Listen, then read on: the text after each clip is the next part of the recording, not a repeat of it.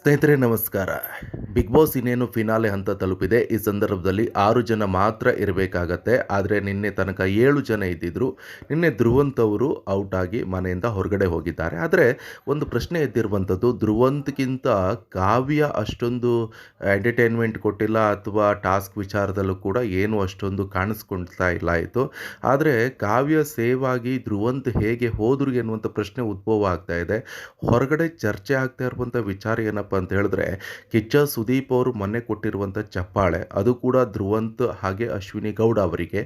ಧ್ರುವಂತ್ ಅವರಿಗೆ ಕೊಟ್ಟಿರುವಂಥದ್ದು ಒಂದು ವಾರದ ಚಪ್ಪಾಳೆ ಅಂತ ಕೊಡ್ತಾರೆ ಕಿಚ್ಚ ಸುದೀಪ್ ಅವರು. ಆದರೆ ಲಾಸ್ಟ್ ಟೈಮ್ ಕೊಟ್ಟಿರುವಂಥ ಚಪ್ಪಾಳೆ ಇಡೀ ಸೀಸನ್ನ ಎಂಟರ್ಟೈನರ್ ಅಂತ ಕೊಟ್ಟಿದ್ದರು.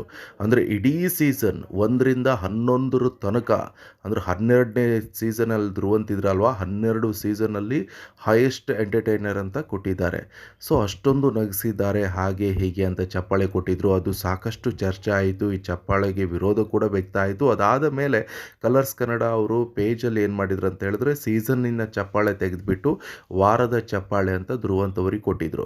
ಅಷ್ಟೊಂದು ಎಂಟರ್ಟೈನ್ಮೆಂಟ್ ಮಾಡಿರುವಂತಹ ಧ್ರುವಂತ್ ಅವರು ಏಕಾಏಕಿ ಮನೆಯಿಂದ ಹೊರಗಡೆ ಹೋಗ್ತಾರಂತ ಹೇಳಿದ್ರೆ ಸಾಕಷ್ಟು ಜನ ಹೇಳ್ತಾ ಇದ್ರು, ಹೌದು ಧ್ರುವಂತ್ ಅವರು ವೀಕ್ ಆಗಿದ್ದಾರೆ, ಧ್ರುವಂತ್ ಅವ್ರನ್ನ ಕಂಡ್ರೆ ಯಾರಿಗೂ ಕೂಡ ಆಗ್ತಾ ಇಲ್ಲ ಆಯಿತು. ಆತನ ಹಾವಭಾವ ಇರ್ಬೋದು, ಚಲನವಲನ ಇರ್ಬೋದು, ಮಾತನಾಡುವಂಥ ಶೈಲಿ ಇರ್ಬೋದು, ಅದು ಯಾವುದು ಕೂಡ ಇಷ್ಟ ಆಗ್ತಿಲ್ಲ ಆಯಿತು. ಆಚಿಂದ ಈಚೆಗೆ ಈಚಿಂದ ಆಚೆಗೆ ಯಾವುದೋ ವ್ಯಕ್ತಿನ ಇಷ್ಟಪಟ್ಟ ಅಂತ ಹೇಳಿದ್ರೆ ಅವ್ರ ಜೊತೆ ಏನೋ ಮಾತಾಡ್ತಿರ್ತಾನೆ, ಇನ್ನೊಬ್ಬರ ಬಗ್ಗೆನೇ ಮಾತಾಡ್ತಿರ್ತಾನೆ, ತೇಜೋವಧೆ ಮಾಡೋದು ಹಾಗೆ ಹೀಗೆ ಅಂತಲ್ಲ.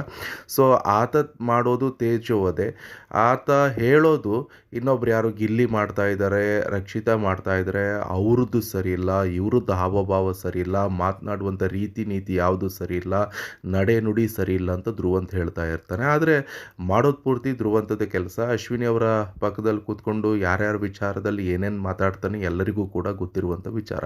ಇಲ್ಲಿ ಪ್ರಶ್ನೆ ಮೂಡ್ತಾ ಇರುವಂಥದ್ದು, ಕಾವ್ಯ ಸೇವ್ ಆಗಿಬಿಟ್ಟು ಧ್ರುವಂತ್ ಹೇಗೆ ಮನೆಯಿಂದ ಹೊರಗಡೆ ಹೋದರು ಅಂತ. ಕಾವ್ಯ ಸೇವ್ ಆಗೋಕ್ಕೆ ಮೇನ್ ರೀಸನ್ನೇ ಗಿಲ್ಲಿ ನಟ. ಯಾಕಂತ ಹೇಳಿದ್ರೆ ಗಿಲ್ಲಿ ಅವರು ರೇಗಿಸ್ಕೊಂಡು ಬಂದದಕ್ಕೆ ಇಲ್ಲಿ ತನಕ ಬಂದಿದ್ದಾರೆ ಕಾವ್ಯ ಶೈವ ಅವರು. ಸೊ ಸಾಕಷ್ಟು ಜನ ಏನು ಮಾಡ್ತಿದ್ರು ಅಂತ ಹೇಳಿದ್ರೆ, ಗಿಲ್ಲಿಗೆ ವೋಟ್ ಹಾಕೋದ್ರ ಜೊತೆಗೆ ಕಾವ್ಯಗೂ ಕೂಡ ವೋಟ್ ಹಾಕುವಂಥ ಪ್ರಯತ್ನವನ್ನು ನಡೆಸ್ತಾ ಇದ್ದಾರೆ. ಕಾವ್ಯನೂ ಕೂಡ ಜೊತೆಗೆ ಕೈ ಬಿಟ್ಟಿಲ್ಲ. ಸೊ 70% ಗಿಲ್ಲಿಗೆ ಹಾಕಿದ್ರೆ 30% ವೋಟನ್ನು ಕಾವ್ಯಕ್ಕೆ ಹಾಕ್ತಾ ಇದ್ದಾರೆ. ಅವರೆಲ್ಲರಿಗೂ ಕೂಡ ಇವಾಗ ಖುಷಿಯಾಗಿದೆ, ಚೆನ್ನಾಗಿದೆ, ಗಿಲ್ಲಿ ಕಾವು ಅಂತ. ಇದೊಂದು ಅಂದರೆ ಒಂದು ಬಿಗ್ ಬಾಸ್ ಶೋ, ಇದೊಂದು ಕಂಟೆಸ್ಟೆಂಟ್ಗಳು, ಸ್ಪರ್ಧಾಳುಗಳು ಎಲ್ಲರೂ ಕೂಡ. ಸೊ ಫೈನಲ್ ರಿಸಲ್ಟ್ ಏನಾಗುತ್ತೆ ಅಂತ ಹೇಳಿದ್ರೆ, ಗಿಲ್ಲಿಗೆ ಬರುವಂಥ ಆಲ್ಮೋಸ್ಟ್ ಅರ್ಧ ವೋಟ್ಗಳು ಕಾವ್ಯಕ್ಕೆ ಹೋದರೆ ಫೈನಲ್ಲಿ ಗೆಲ್ಲೋದಕ್ಕೆ ಗಿಲ್ಲಿಗೆ ಸಮಸ್ಯೆ ಆಗುತ್ತೆ. ಕಾವ್ಯನಿಂದನೇ ಗಿಲ್ಲಿಗೆ ಸಂಕಷ್ಟ ಆಗುತ್ತೆ. ಯಾಕಂತ ಹೇಳಿದ್ರೆ ಅರ್ಧ ವೋಟ್ ಆಚೆಗೆ ಹೋದ್ರ ಅಂದ ತಕ್ಷಣ ಉಳಿದ ಕಂಟೆಸ್ಟೆಂಟ್ಗಳಿಗೆ ಗೆಲ್ಲೋದಕ್ಕೆ ಈಸಿ ಆಗುತ್ತೆ. ಅದರಲ್ಲೂ ಕೂಡ ಅಶ್ವಿನಿ ಗೌಡ ಇರ್ಬೋದು, ಬೇರೆ ಯಾರಿಗಾದರೂ, ಧನುಷ್ಗೆ, ಇವರಿಗೆಲ್ಲ ವೋಟ್ ಕೂಡ ಬರ್ತಾ ಇದೆ. ಆದರೆ ಗಿಲ್ಲಿಯಷ್ಟು ಫ್ಯಾನ್ಸ್ ಇಲ್ಲ ಅವರಿಗೆಲ್ಲ. ಆದರೂ ಆಲ್ಮೋಸ್ಟ್ ಅರ್ಧ ವೋಟ್ ಆಚೆಗೆ ಹೋಗ್ತಾ ಇದ್ದರೆ ಗಿಲ್ಲಿ ಒಂದು ಇತಿಹಾಸ ಟ್ರೆಂಡ್ ಕ್ರಿಯೇಟ್ ಮಾಡಿ ಒಂದು ಗೆಲ್ತಾನಂತರಲ್ಲ, ಆ ಗೆಲುವಿಗೆ ಎಲ್ಲೋ ಒಂದು ಕಡೆ ಕಷ್ಟ ಆಗ್ತಾ ಇದೆ. ಇಡೀ ಇತಿಹಾಸದಲ್ಲೇ ಅತಿ ಹೆಚ್ಚು ಫ್ಯಾನ್ಸ್ ಫಾಲೋವರ್ನ ಹೊಂದಿದ್ದಾನೆ ಗಿಲ್ಲಿ. ಯಾಕಂತ ಹೇಳಿದ್ರೆ ಅಷ್ಟೊಂದು 1ನೇ ಸೀಸನಿಂದ 12ನೇ ಸೀಸನಲ್ಲಿ ಹೈಯೆಸ್ಟ್ ಫ್ಯಾನ್ಸನ್ನು ಹೊಂದಿರುವಂಥದ್ದು ಅಂತ ಹೇಳಿದ್ರೆ, ಒಂದು ಟ್ರೆಂಡಿಂಗ್ ಕ್ರಿಯೇಟ್ ಮಾಡೋದಂತ ಹೇಳಿದ್ರೆ ಅದು ಪ್ರಥಮ ಮತ್ತು ಗಿಲ್ಲಿ ಅಂತಲೇ ಹೇಳ್ಬೋದು. ಸೊ ಅದಕ್ಕೆ ಕಿಚ್ಚ ಸುದೀಪ್ ಅವರು ಅವತ್ತು ಕೇಳಿದ್ರಾಯಿತು, ಪ್ರಥಮ್ ಮತ್ತು ಹನುಮಂತನ ಆಟ ಇದೆಲ್ಲ ನೋಡ್ಕೊಂಡೇ ಬಂದಿದ್ಯಾ ಅಂತ. ಸೊ ಅದಕ್ಕೂ ಕೂಡ ಗಿಲ್ಲಿ ಸ್ವತಃ ಒಪ್ಕೊಂಡಿದ್ದಾರೆ. ಆತನ ಮನಸ್ಸಿನಲ್ಲಿ ಏನು ಕಲ್ಮಶ ಇಲ್ಲ, ಇದ್ದದ್ದಂಗೆ ಹೇಳುವಂಥ ಜಾಯಮಾನದ ವ್ಯಕ್ತಿತ್ವ. ಅವ್ರು 3 ಜನ ಸೇಮೇ, ಈ ಪ್ರಥಮ್ ಇರ್ಬೋದು, ಹನುಮಂತ್ ಇರ್ಬೋದು, ಗಿಲ್ಲಿ, ಇವರೆಲ್ಲರೂ ಕೂಡ ಒಂದು ಒಳ್ಳೆ ಎಂಟರ್ಟೈನ್ಮೆಂಟ್ ಕೊಟ್ಟವರು ಬಿಗ್ ಬಾಸ್ ಇತಿಹಾಸದಲ್ಲೇ. ಸೊ ಅಚ್ಚಳಿಯದೆ ಉಳ್ಕೊಂಡಿದ್ದಾರೆ. ನಿಮಗೆ 1ನೇ ಸೀಸನ್ನಿಂದ ಯಾರು ವಿನ್ ಆಗಿದ್ರೆ, 2ರಲ್ಲಿ ಯಾರು ವಿನ್ ಆಗಿದ್ದಾರೆ, 3ರಲ್ಲಿ ಯಾರು ವಿನ್ ಆಗಿದ್ದಾರೆ, 4ರಲ್ಲಿ ಯಾರು ವಿನ್ ಆಗಿದ್ದಾರೆ, ಇದೆಲ್ಲವೂ ಕೂಡ ನಿಮ್ಗೊಂದು ಕನ್ಫ್ಯೂಸ್ ಇದೆ.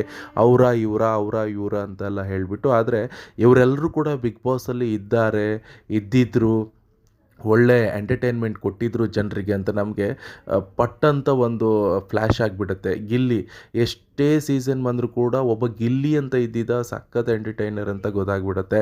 ಇನ್ನೆಷ್ಟೇ ಸೀಸನ್ ಇದ್ದರೂ ಕೂಡ ಇದು ಪ್ರಥಮ್ ಸೀಸನ್ನು ಅಂತ ಹೇಳ್ಕೊಂಡು ಶುರು ಮಾಡ್ತಾರೆ ಜನ. ಯಾಕಂತ ಹೇಳಿದ್ರೆ ಆತನೂ ಕೂಡ ಅಷ್ಟೇ ಒಂದು ಒಳ್ಳೆ ಎಂಟರ್ಟೈನ್ಮೆಂಟ್ ಕೊಟ್ಟಿದ್ದಾನೆ.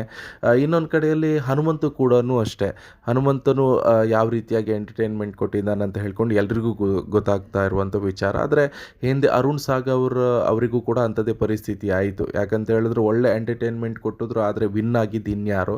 ಒಂದಿಷ್ಟು ಜನ ಹೊರಗಡೆ ಮಾತನಾಡ್ತಾ ಇದ್ದಾರೆ. ಅವ್ರು ಹೇಳೋದು ಕೂಡ ಅದೇ, ಗಿಲ್ಲಿಗೆ ರನ್ನರ್ ಅಪ್ ಸಿಗ್ಬೋದು, ಅಶ್ವಿನಿ ಗೌಡ ಅವರು ವಿನ್ ಆಗ್ಬೋದು ಅಂತ. ಕಾರಣ ಇಷ್ಟೇ, ಅದೇ ವೋಟ್ ಡಿವೈಡ್ ಆಗ್ತಾ ಇದೆ. ಕಾವ್ಯ ಅವರಿಗೆ ವೋಟ್ ಹೋಗ್ತಾ ಇದೆ. ಫುಲ್ಲು 99 ವೋಟು ಗಿಲ್ಲಿ ಅವರಿಗೆ ಸಿಗ್ತಾ ಇಲ್ಲ. ಸೊ ಆ ಕಾರಣದಿಂದ ಅರ್ಧ ವೋಟು ಆಚೆಗೆ ಹೋದರೆ ಗಿಲ್ಲಿಗೆ ಎಲ್ಲಿ ವೋಟ್ ಇರುತ್ತೆ, ಅರ್ಧ ವೋಟೇ ಆಚೆಗೆ ಹೋಗ್ತಾ ಇದೆಯಲ್ಲ ಅಂತ ಹೇಳಿಬಿಟ್ಟು ಅದು ಕೂಡ ಪ್ರಶ್ನೆ ಮೂಡ್ತಾ ಇರುವಂಥದ್ದು. ಸೊ ಒಂದಂತೂ ಸತ್ಯ, ಕಾವ್ಯ ಇರೋ ತನಕ ಗಿಲ್ಲಿಗೆ ಒಂದು ಇತಿಹಾಸ ಅಥವಾ ಟ್ರೆಂಡ್ ಸೆಟ್ ಮಾಡಿಕೊಂಡು ವಿನ್ ಆಗೋದು ಕಷ್ಟ. ಯಾಕಂತ ಹೇಳಿದ್ರೆ ಕಾವ್ಯ ಮನೆಗೆ ಹೋದ ತಕ್ಷಣ ಕಾವ್ಯನ ಫ್ಯಾನ್ಸು ಒಂದಿಷ್ಟು ಜನ ಇರ್ತಾರಲ್ಲ ವೋಟ್ ಹಾಕ್ತಾ ಇರೋರು, ಗಿಲ್ಲಿಗೆ ನಂಬ್ಕೊಂಡು ಗಿಲ್ಲಿ ಉಳ್ಕೊಂಡಿದ್ನೆಲ್ಲ ಹಾಕ್ತೀನಿ ಅಂತ ಹೇಳ್ಕೊಂಡು ಹಾಕಿದ್ರೆ ಗಿಲ್ಲಿಗೆ ಮತ್ತೂ ಇಷ್ಟು ಹೆಲ್ಪ್ ಆಗುತ್ತೆ, ವೋಟಲ್ಲಿ ಒಂದು ಇತಿಹಾಸ ಸೃಷ್ಟಿಯಾಗುತ್ತೆ. ಗಿಲ್ಲಿ ಹೊರಗಡೆ ಒಂದು ಮಾತು ಹೇಳಿಕೊಂಡೇ ಮನೆ ಒಳಗಡೆ ಕಾಲಿಟ್ಟಿದ್ದಾನೆ. ಕಿಚ್ಚ ಸುದೀಪ್ ಅವರು ಸ್ಟೇಜ್ ಮೇಲೆ ಕೇಳಿರುವಂಥ ಕ್ವಶನ್ಗೆ ಏನು ಹೇಳಿದ್ದಾನಂತ ಹೇಳಿದ್ರೆ, ಜಂಟಿಯಾಗಿ ಹೋಗ್ತಾ ಇದ್ವಿ, ನಾನು ಯಾವುದೇ ಕಾರಣಕ್ಕೂ ಕೂಡ ಕಾವ್ಯನ ಕೈ ಬಿಡಲ್ಲ ಅಂತ ಹೇಳಿದ್ದಾನೆ. ಸೊ ಅದೇ ಥರ ಗಿಲ್ಲಿ ಅವರು ನಡ್ಕೊಂಡಿದ್ದಾರೆ. ಯಾವುದೇ ಕಾರಣಕ್ಕೂ ಕೂಡ ಕೈ ಬಿಟ್ಟಿಲ್ಲ. ಕೊನೆಯ ಹಂತದಲ್ಲೂ ಕೂಡ ಗೆಲ್ಲಿಸುವಂಥ ಪ್ರಯತ್ನ ಮಾಡಿಕೊಂಡು ಗಿಲ್ಲಿ ಬಂದಿದ್ದಾರೆ. ಪ್ರತಿಯೊಂದು ಹಂತದಲ್ಲೂ ಕೂಡ ಸಪೋರ್ಟ್ ಮಾಡ್ಕೊಂಡು ಬಂದಿದ್ದಾರೆ.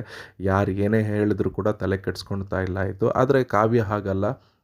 ಮನೆಯಲ್ಲಿ ಒಂದು ಇಬ್ಬರು ಮಾತಾಡಿದ ತಕ್ಷಣ ಅದರ ಬಗ್ಗೆ ರಿಯಾಕ್ಟ್ ಮಾಡೋದು, ಗಿಲ್ಲಿನ ಬಿಟ್ಟು ಹೋಗೋದು, ಕೊನೆ ಹಂತದಲ್ಲಿ ಏನೇನಾಯಿತು ಅಂತ ನಾವೆಲ್ಲರೂ ಕೂಡ ನೋಡಿದ್ವಿ. ಧನುಷ್ ಗೌಡ ಜೊತೆ ಯಾವ ರೀತಿಯಾಗಿ ಕಾವ್ಯ ಮಿಂಗಲ್ ಹಾಕ್ಕೊಂಡು ಗಿಲ್ಲಿಗೆ ಕೈ ಕೊಟ್ಟು ಮೋಸ ಮಾಡಿದ್ದಾಳಂತ ಎಲ್ಲವೂ ಕೂಡ ಗೊತ್ತಿರುವಂಥ ವಿಚಾರ. ಅದಾದ ಮೇಲೆ ಅಟ್ಲೀಸ್ಟ್ ಗಿಲ್ಲಿ ಸೆಕೆಂಡ್ ಕೊಡೋಕೆ ಹೋದಂಥ ಸಂದರ್ಭದಲ್ಲಿ ನಿನ್ನ ಅವಶ್ಯಕತೆ ಎಲ್ಲ, ನೀನು ಇನ್ಮೇಲೆ ಮಾತಾಡಬೇಡ, ನಿನ್ನ ಹತ್ರ ಮಾತಾಡುವಂಥ ಅವಶ್ಯಕತೆ ನನಗಿಲ್ಲ ಅಂತೆಲ್ಲ ಸೀರಿಯಸ್ಸಾಗಿ ಹೇಳಿರುವಂಥ ಕಾವ್ಯ. ಅದಾದ ನಂತರ ಲಾಸ್ಟ್ ಟೈಮ್ ಗುರುವಾರದ ಟಾಸ್ಕ್ನಲ್ಲಿ ಮತ್ತೆ ಗಿಲ್ಲಿದೇ ಸಹಾಯ ಬೇಕಾಗಿತ್ತು.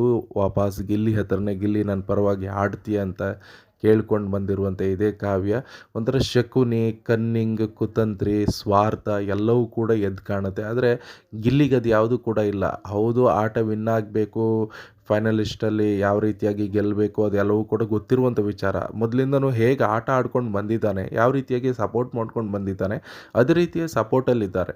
ಅಟ್ಲೀಸ್ಟ್ ಈಕೆ ಸಪೋರ್ಟಲ್ಲಿದ್ದಿದ್ರು ಬೆಟರ್ ಅನಿಸ್ತಾ ಇತ್ತು. ಆದರೆ ಈಕೆ ಮಾಡ್ತಾ ಇರುವಂಥದ್ದು ಧನುಷ್ ಗೌಡಗೆ ಸಪೋರ್ಟ್. ಯಾವಾಗ ನೋಡಿದರೂ ಎಲಿಮಿನೇಟ್ ಆಗ್ತಾ ಇರುವಂಥ ಸಂದರ್ಭದಲ್ಲಿ ಎಲಿಮಿನೇಟ್ ಮಾಡೋದೇ ಕಾವ್ಯ ಗಿಲ್ಲಿನ, ಗಿಲ್ಲಿ ಗಿಲ್ಲಿ ಗಿಲ್ಲಿ ಅಂತ ಸೇವ್ ಮಾಡ್ತಾ ಇರುವಂಥದ್ದು ಧನುಷನ. ಆದರೆ ಗಿಲ್ಲಿ ಯಾವುದೇ ಕಾರಣಕ್ಕೂ ಹಾಗೆ ಮಾಡೋಕ್ಕೆ ಹೋಗಿಲ್ಲ. ಅಟ್ಲೀಸ್ಟ್ ಯಾರಿಗೆ ಏನೇ ಹೇಳಲಿ, ಅಶ್ವಿನಿ ಪಕ್ಕ ಇರುವಂಥ ಕಾವ್ಯನ ಸೇವ್ ಮಾಡ್ತಾ ಇದ್ದೀನಿ ಅಂತ ಹೇಳಿದವನೇ ಜಾಸ್ತಿ ಗಿಲ್ಲಿ. ಪ್ರತಿ ಹಂತದಲ್ಲೂ ಕೂಡ ಶನಿವಾರ ಅಥವಾ ಆದಿತ್ಯವಾರ ಸಂದರ್ಭದಲ್ಲೂ ಕೂಡ ಕಿಚ್ಚ ಸುದೀಪ್ ಅವರ ಮುಂಭಾಗದಲ್ಲೂ ಕೂಡ ಗಿಲ್ಲಿ ಅದನ್ನೇ ಹೇಳ್ತಾ ಇದ್ದಾನೆ, ಅಶ್ವಿನಿ ಪಕ್ಕ ಇರುವಂಥ ಕಾವ್ಯನೇ ನಾನು ಸೇವ್ ಮಾಡ್ತೀನಿ ಅಂತ. ನೋಡಿ, ಅಂಥ ಸಂದರ್ಭದಲ್ಲಿ ಪ್ರತಿ ಹಂತದಲ್ಲೂ ಕೂಡ ಕಾವ್ಯ ಗಿಲ್ಲಿಗೆ ಮೋಸ ಮಾಡಿದ್ಲು. ಆದರೆ ಗಿಲ್ಲಿಯಿಂದ ಕಾವ್ಯ ಯಾವತ್ತೂ ಕೂಡ ಕಾವ್ಯನಿಂದ ಗಿಲ್ಲಿ ಆಗೋಕ್ಕೆ ಸಾಧ್ಯವೇ ಇಲ್ಲ. ಒಂದಿಷ್ಟು ಜನ ಕಾವ್ಯನ ಫ್ಯಾನ್ಸು ಬರ್ತಾರೆ, ಮೆಸೇಜ್ ಮಾಡ್ತಾರೆ, ಸೊ ಕಮೆಂಟ್ ಮಾಡ್ತಾರೆ, ಕಾವ್ಯನಿಂದ ಗಿಲ್ಲಿ ಅಂತ ಮೈಲೇಜ್ ತಗೊಳ್ತಿದ್ದಾನೆ ಗಿಲ್ಲಿ ಅಂತ. No way, no chance. ಯಾವುದೇ ಕಾರಣಕ್ಕೂ ಕೂಡ ಇದು ಸಾಧ್ಯವಿಲ್ಲ.